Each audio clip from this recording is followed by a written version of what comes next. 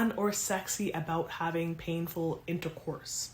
It can bring up so many painful emotions, including sadness, shame, disappointment, and even anger. Plus, it freaking hurts. No one wants to expect pleasure and then receive pain. I've been there, done that, bought the t-shirt, done it again. It sucks. I've also experienced the roller coaster of emotions, the debilitating pain, and the tears that often resulted afterwards. I remember having low self-esteem and battling with limiting beliefs such as no one will ever remain with me long term if I cannot have regular sex, my body doesn't work, and I am worthless. Of course, none of these things were true, they're still not true. So of course I worked through my limiting beliefs, built back my self-esteem, worked on improving my painful intercourse. I no longer have painful intercourse, and I'm so excited to share some of the tips that I have learned along the way so that you can have more pleasure and less pain. And before I get started, make sure that you like and subscribe to get more pelvic health tips. Also, if you would like a copy of my free bladder and pelvic pain guide, then please look in the description box and grab your copy today. In case you're new here, my name is Alison Coombs, and I empower women to adopt a holistic, balanced lifestyle so that they can improve and or eliminate their pelvic and bladder symptoms and reclaim their lives. I do this through my self-study, group, and private Coombs Method programs. Again, in this video, you will learn 7 tips for improving painful intercourse. These tips can help even if you are struggling with persistent pelvic or bladder pain. Please remember that your body is not broken and you are worthy of love whether you can have intercourse with penetration or not. There also are so many different ways to connect with your partner that don't include penetration. Some of these options for pleasure and connection include oral sex, sensual massage, sexy dancing, dry humping, the use of sex toys, cuddling, kissing, and masturbation. The list goes on. But if penetration is your goal, here are some tips to help amp up your pleasure and decrease your pain. Tip 1. Figure out with your healthcare team why you are experiencing painful intercourse in the first place. Some causes are UTIs, yeast infections, interstitial cystitis, vulvodynia, vaginismus, previous trauma to the area, past sexual trauma, tight pelvic floor muscles, skin sensitivities, as well as hormonal changes. Finding out the cause of your painful intercourse will be key to finding an individualized method to help address and reduce your pain. Tip 2. Find an amazing pelvic floor physio. If your painful intercourse is caused by tight pelvic floor muscles, seeing a pelvic floor physio is a must. You can also work in partnership with a pelvic floor fitness professional like myself. Specialized fit pros don't do internal work and often work in partnerships with our local physios. We are also a wealth of knowledge and get our clients amazing results. Between your pelvic floor physio and a pelvic floor fitness professional, you will learn to relax and release your pelvic floor muscles using tools such as dilators and Therawands. You will also learn lifestyle modifications, stretches, fascia release, and trigger point therapy techniques that will be most beneficial for your particular needs.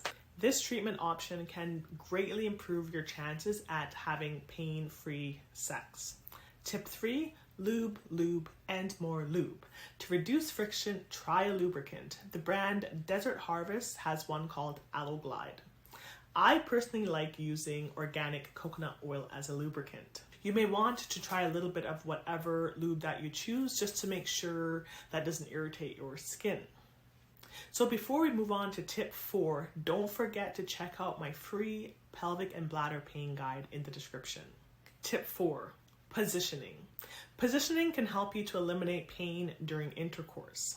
Many women I am in contact with enjoy side-lying or girl on top positions. When I was still figuring things out, I loved and still love reverse cowgirl. This has allowed me to exert more control over both depth and rhythm. Positions like doggy style may allow for penetration that is deeper. This may or may not feel good in your body. This is a very much individualized thing, so feel free to experiment in a wide variety of positions and find out which ones are right for your body. Tip 5, relaxation. You don't know it don't sound sexy, I know, but practicing diaphragmatic breathing and vivid imagery during foreplay, upon entry, as well as during sex, is going to help to relax and release your pelvic floor muscles. And we need these muscles to be relaxed to help with a pain-free sexual experience. Incorporating spending more time in your parasympathetic nervous system, that is your rest and digest system, is going to help, as well as less time in the sympathetic nervous system, that is your fight and flight system. That can provide a great opportunity and environment for your body to make improvements like reducing pain. Tip 6, reducing irritation in the vulvo-vaginal area. Sometimes women have irritation due to chemical irritants in feminine hygiene products, soaps, and detergents on your clothing. You may want to look into like scent-free, dye-free, organic soaps or detergents. I really love Dr. Bronner's Magic Soaps. Wearing cotton underwear or no underwear can also help. If using toilet paper is irritating for you, try using a peri bottle to rinse the area soon after you use the restroom and pat dry with a towel. This may be beneficial to reducing irritation in the vulvo-vaginal area. You may also want to look into buying organic pads as well. Tip 7. Have an after-sex routine. I remember always having an after-sex plan. Again, doesn't sound sexy, but it helped. Mine involved peeing right after sex to help flush out any bacteria, rinsing the area with my peri bottle, at times an ice pack if that felt good, and changing to new white cotton underwear. Then doing some intentional relaxation on my bed. The routine you choose will be specific to you and what your body needs or wants at that time. You may have to try out a few different routines until you find one that serves your purposes and feels right in your body. All right, so I would love if you guys can comment below right now. I would love to know 3 things. The first thing, have you tried any of these tips in the past? Number 2, which ones are working for you? And number 3, which ones are you excited to try out? We have reached the end of this video. Please remember to approach this list with self-compassion. If you aren't feeling penetration sex that day, communicate how you're feeling with your partner. If you are feeling pain during intercourse, please ask your partner to stop right away. You can try again another time. They need to understand and be respectful of your personal journey. Know that you and your partner always have the option of exploring the other connection ideas that we discussed earlier in the video. For a recap, those were oral sex, sensual massage, sexy dancing, dry humping, the sex toys, cuddling, kissing, and masturbation. There are so many other ways to connect that don't involve penetration. You gotta get creative and you gotta have some fun.